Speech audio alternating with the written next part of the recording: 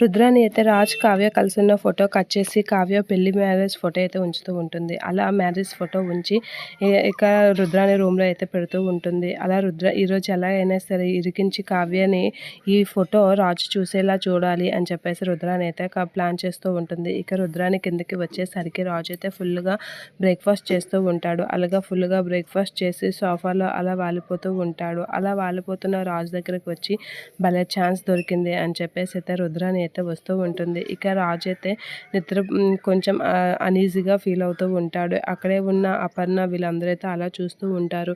నీ గురించి బాగా ఆలోచించాను కాబట్టే నా రూమ్‌లో ఏసీ ఆన్ చేసి కూల్‌గా ఉంచాను రామ్.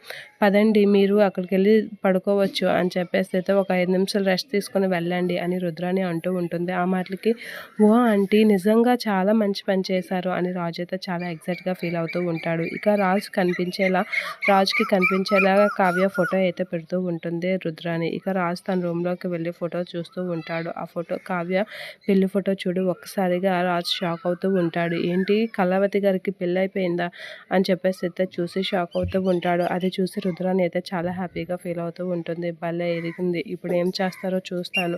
వీళ్ళు ఎలాగో నిజం చెప్పరు అనేది అనుకుంటూ ఉంటాడు. ఇక రాజు అయితే కళావతి ఫోటో చూసి షాక్ అవుతూ ఉంటాడు. ఇక కావ్య అయితే టెన్షన్ పడుతూ ఉంటుంది. ఏం జరుగుతుందో ఏంటో అని.